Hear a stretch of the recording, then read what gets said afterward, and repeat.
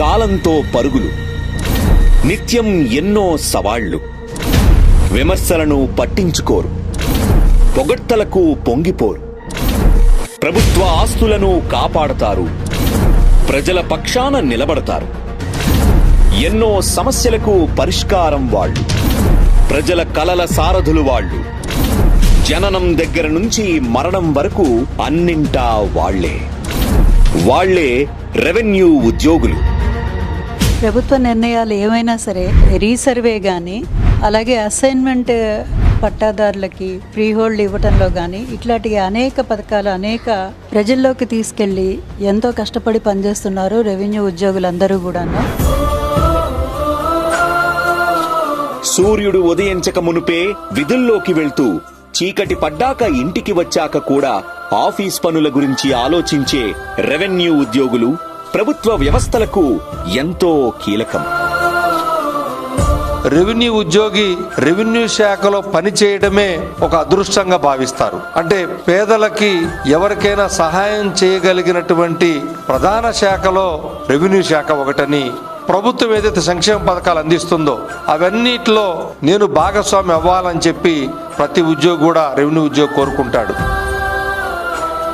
జనన మరణ ధృవీకరణ పత్రాలు కావాలన్నా, ఆదాయ సర్టిఫికేట్ కావాలన్నా, కుల ధృవీకరణ పత్రం కావాలన్నా, భూములు కొలవాలన్నా, దారులు వెయ్యాలన్నా, భూకంపాలు వచ్చినా, విపత్తులు వచ్చినా, వ్యాధులు ప్రబలినా, ప్రాజెక్టులకు కావాల్సిన పొలాలు సేకరించాలన్నా, పరిశ్రమలు పెట్టేందుకు పొలాలు కావాలన్నా, ఒకటేమిటి అన్నింటా వాళ్లే.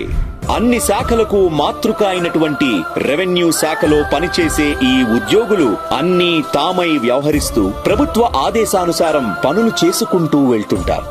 ముఖ్యమంత్రి వైఎస్ జగన్మోహన్ రెడ్డి గారు తీసుకుంటున్న ఎన్నో విప్లవాత్మక నిర్ణయాలకు, ఆయన కలలకు సాక్ష్యాలుగా నిలుస్తున్నారు ఈ రెవెన్యూ ఉద్యోగులు. బ్రిటిష్ కాలం నాటి భూమి రికార్డులే ఇప్పటికీ చలామణిలో ఉంటూ, వాటి ఆధారంగానే భూముల కార్యకలాపాలు, రిజిస్ట్రేషన్లు జరుగుతున్నాయి. ఈ నేపథ్యంలో దశాబ్దాల తరబడి వేధించిన లక్షలాది మంది భూ సమస్యలకు పరిష్కారం చూపేందుకు దేశంలోనే మొట్టమొదటిసారిగా ముఖ్యమంత్రి వైఎస్ జగన్మోహన్ రెడ్డి గారి ప్రభుత్వం రాష్ట్రంలో వైఎస్ఆర్ జగనన్న శాశ్వత భూ హక్కు, భూరక్ష పేరుతో భూ రీసర్వే కార్యక్రమానికి శ్రీకారం చుట్టింది. రాష్ట్ర ప్రభుత్వం ప్రతిష్టాత్మకంగా తీసుకున్న ఈ కార్యక్రమాన్ని రెవెన్యూ ఉద్యోగులు ముందుండి నడిపిస్తున్నారు. ఇప్పటికే దాదాపు 4000 గ్రామాలకు పైగా 57 లక్షల ఎకరాల్లో రీసర్వే పూర్తి చేసి కొత్త భూముల రికార్డులను డిజిటల్ రూపంలో తయారు చేసి ఉంచారు. ఏపీలో రూపొందుతున్న డిజిటల్ భూ రికార్డులు ఇప్పుడు ఇతర రాష్ట్రాలకు సైతం మోడల్ గా నిలుస్తున్నాయి. ఈ ప్రభుత్వం ఈ భూ పరిపాలనా విధానాల్లో అనేక మార్పులు తీసుకురావడం జరిగింది. మా రెవెన్యూ యంత్రాంగం మొత్తం కూడా అహర్నిశలు ఏదైతే ప్రభుత్వం చేపట్టింది ఈ రీసర్వే ప్రోగ్రాము ప్రజలకి చాలా ఉపయోగకరంగా ఉంది అని భావించి అహర్నిశలు కష్టపడుతూ రీసర్వేని ఈ రోజున థర్డ్ ఫేజ్ దాకా తీసుకెళ్లడం జరిగింది. దాంట్లో మా రెవెన్యూ ఎంప్లాయీస్ యొక్క కష్టం ఎంతో ఉంది. అంతేకాదు, రాష్ట్ర చరిత్రలోనే తొలిసారిగా రాష్ట్ర ప్రభుత్వం 20 ఏళ్లు పైగా అనుభవం ఉన్న అసైన్డ్ భూములపై వారికి యాజమాన్య హక్కు కల్పించింది. ఫలితంగా ఎస్సీ, ఎస్టీ, బీసీ, మైనారిటీ, పేద రైతులైన 15,21,160 మందికి 27,41,698 ఎకరాల ద్వారా ప్రయోజనం కలిగింది. ఇందులో రెవెన్యూ ఉద్యోగుల పాత్ర ఎంతో ఉంది. 100 సంవత్సరాలు భూమి మీద ఉన్నటువంటి రైతు ఈవేళకి ఆ భూమి నాదని రాలే. మన ప్రభుత్వం వచ్చి చీఫ్ మినిస్టర్ జగన్మోహన్ రెడ్డి గారు నిర్ణయం తీసుకునే వరకు ఎవరు దీన్ని పూర్తిగా పరిష్కారం చేసేటువంటి దిశగా అడుగులు ఎప్పుడు వీలు. మా డిపార్ట్మెంట్ అంతా కూడా చాలా శ్రమపడి, చాలా ఎఫిషియెంట్ పీపుల్ అంతా దీని మీద వర్క్ చేస్తున్నారు. వారందరూ కూడా ఈ గౌరవానికి బాధ్యులే అని ఈ సందర్భం మనవి చేస్తూ, అలాగే ప్రభుత్వం తీసుకున్న నిర్ణయాల్లో 22A నిషేధిత భూముల చెరకు తెరతీయడంలోనూ, గ్రామ సర్వీస్ ఇనాం భూములకు ముక్తి కల్పించి 168,604 ఎకరాల ద్వారా 113,610 మంది రైతులకు లబ్ధి చేకూర్చడంలోనూ, చుక్కల భూముల చిక్కులు తొలగించి 2,06,177 ఎకరాలు 107,102 మంది రైతులకు ఇవ్వడంలోనూ, షరతుగల పట్టా సందిగ్ధంకు చరమాంకం పాడి 33,394 ఎకరాలు 22,042 మంది రైతులకు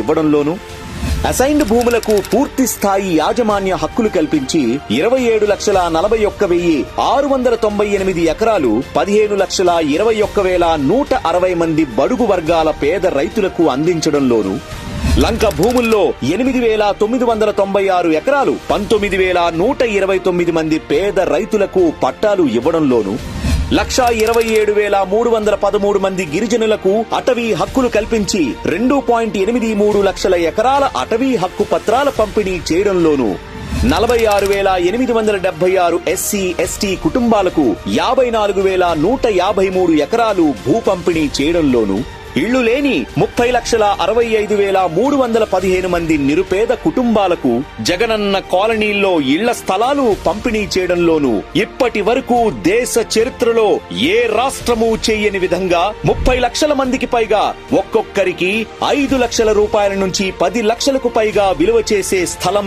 ఇవ్వడమే కాకుండా ఇళ్లు కూడా నిర్మించి ఇద్దామని ముఖ్యమంత్రి వైఎస్ జగన్మోహన్ రెడ్డి గారు తీసుకున్న నిర్ణయాన్ని అమలు చేయడంలోనూ ఇలా చెప్పుకుంటూ పోతే ఎన్నెన్నో. ఈ స్థాయిలో ఈరోజు ప్రభుత్వం ఉద్యోగులందరూ కూడా సేవలు అందించేందుకు, ఈరోజు ప్రజలకు తోడుగా నిలబడేందుకు ఇంత ఉత్సాహంగా అడుగులు వేస్తా ఉన్న పరిస్థితి గతంలో ఎప్పుడూ జరగని విధంగా జరుగుతా ఉంది. 60 సంవత్సరాల చరిత్ర కలిగిన రెవెన్యూ సంఘం రెవెన్యూ ఉద్యోగుల అనేక డిమాండ్లను సాధించుకుంది. అందులో ముఖ్యమైనవి కొన్ని. సుమారు 100 మందికి తహసీల్దార్ నుండి డిప్యూటీ కలెక్టర్లుగా, 300 మంది డిప్యూటీ తహసీల్దార్లకు తహసీల్దార్లుగా పదోన్నతులు సాధించుకుంది రెవెన్యూ సంఘం. గ్రామ రెవెన్యూ సహకారులకు 1 టైం సెటిల్మెంట్ కింద గ్రామ రెవెన్యూ అధికారులు గ్రేడ్ 2 గా ప్రమోషన్లు, గ్రామ రెవెన్యూ అధికారులకు సీనియర్ సహాయకులుగా పదోన్నతుల డిమాండ్లను సాధించడంలోను, గ్రామ రెవెన్యూ అధికారులు పార్ట్ టైం అసిస్టెంట్లు చనిపోతే ఆఫీస్ సబార్డినేట్ రికార్డ్ అసిస్టెంట్లతో సమానంగా కారుణ్య నియామకం కింద వారి అర్హత ప్రకారం జూనియర్ సహాయకులుగా నియామక డిమాండ్ ఈ ప్రభుత్వంలోనే సాధించడంలో రెవెన్యూ సంఘం విజయం సాధించింది. డిపార్ట్మెంట్ లో ఉన్న కేఆర్ఆర్సీ ఎలక్షన్ పోస్టులు రద్దు అవ్వకుండా, రెవెన్యూ ఉద్యోగుల పదోన్నతులకు ఇబ్బంది రాకుండా ఈ ప్రభుత్వం కొనసాగించడంలోనూ గ్రామ రెవెన్యూ అధికారులకు జూనియర్ సహాయకులకు సర్వే ట్రైనింగ్ పొందుటకు వారి వారి జిల్లాల్లోనే చేసుకునే విధంగా ప్రభుత్వం ఉత్తర్వులు ఇవ్వడంలోనూ రెవెన్యూ సంఘం కీలకంగా వ్యవహరించింది. గ్రామ రెవెన్యూ సహాయకులకు 300 రూపాయలు డిఏ మంజూరు చేయమని ఏపీఆర్ఎస్ఏ తరపున ప్రభుత్వాన్ని కోరగా వెంటనే స్పందించి అడిగిన దానికంటే ఎక్కువగా 500 రూపాయలుగా పెంచుతూ ప్రభుత్వం ఉత్తర్వులు ఇవ్వడంపై రెవెన్యూ సంఘం ప్రభుత్వానికి కృతజ్ఞతలు తెలిపింది. రెవెన్యూ సంఘం ప్రతి 3 ఏళ్లకు స్టేట్ ఎలక్షన్స్ అయిపోయిన తర్వాత పెద్ద స్థాయిలో రెవెన్యూ కౌన్సిల్ సమావేశాలు ఏర్పాటు చేసుకుని ప్రతి రెవెన్యూ ఉద్యోగికి రెవెన్యూకు సంబంధించిన విషయాలన్నీ కూడా బోధపరుస్తూ అందరికీ అవగాహన కల్పిస్తూ ఉంటుంది. అంతేకాదు, ప్రభుత్వం తీసుకుంటున్న నిర్ణయాల్లో రెవెన్యూ ఉద్యోగుల పాత్ర మరిచిపోలేనిది. ప్రభుత్వ నిర్ణయాలను శిరసా వహిస్తూ ప్రజా సంక్షేమమే లక్ష్యంగా వారు నిధులు నిర్వహిస్తూ ఉంటారు. రెవెన్యూ ఉద్యోగులకు సంబంధించి చివరిగా ఒక్క మాట. తెర వెనుకే ఉంటూ ప్రజా సమస్యలను భుజాన వేసుకుని మోస్తూ రాష్ట్రాన్ని అభివృద్ధి దిశగా తీసుకెళ్తున్న రెవెన్యూ ఉద్యోగులందరికీ మా సెల్యూట్.